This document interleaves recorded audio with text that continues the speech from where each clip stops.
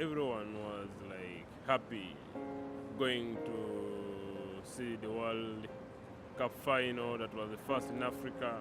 I remember it was like a big crowd of people going there to enjoy the time.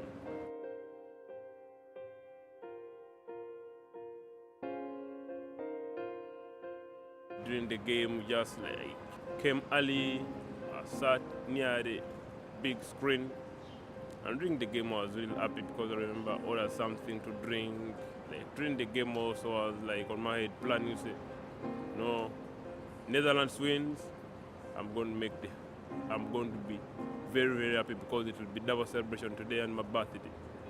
So I remember during the game, I was like talking about my birthday, at the same time talking about the first World Cup in Africa. So I remember the atmosphere was really good because very, very many people had come. It was the place in Uganda that time that had the biggest crowd. Always, whenever I go for a match, like I finish the match. By that time, I remember saying, no, let me leave, go to my sister's place.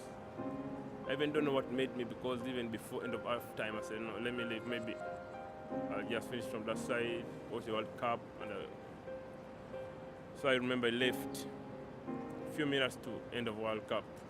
As I was going to reach my sister's place, I had like a blast. The World Cup has ended tragically, though, in Uganda, where 2 bomb blasts have killed more than 60. I didn't expect even bomb attack that time. I thought maybe a trailer.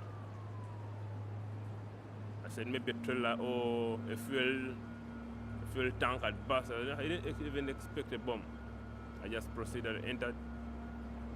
I got something to eat, drink, and I continued the match from there.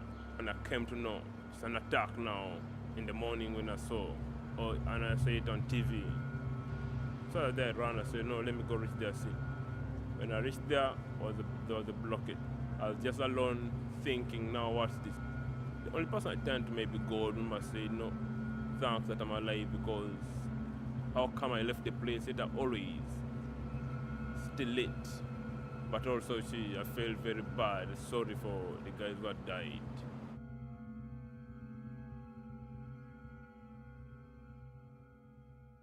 I've tried to move on, but though sometimes still brings me those memories. It's unbelievable seeing a person, and after a person you've met 4 hours before, a person you met hours before is dead in minutes, and you're alive.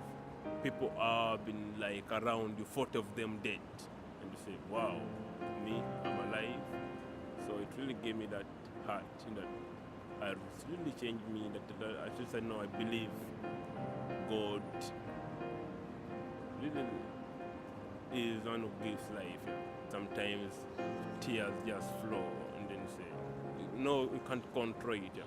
But I've tried to move on, so because at least, I've tried to copy up, joining networks of terrorism, how to stop it, speak against terrorism, also just like you feel bad and sometimes you feel like crying too because if you read those newspapers, which I kept still, a sister and a brother who died, This year's birthday, which will be the time for that will be the week for remembering those people.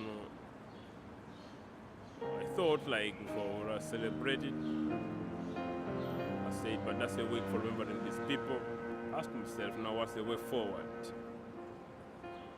How are these victims going to be remembered? So since that time, my ambitions really changed. The ambitions I had before, all have gone. So I'm just having a new one where will only be a voice to survivors of terrorism.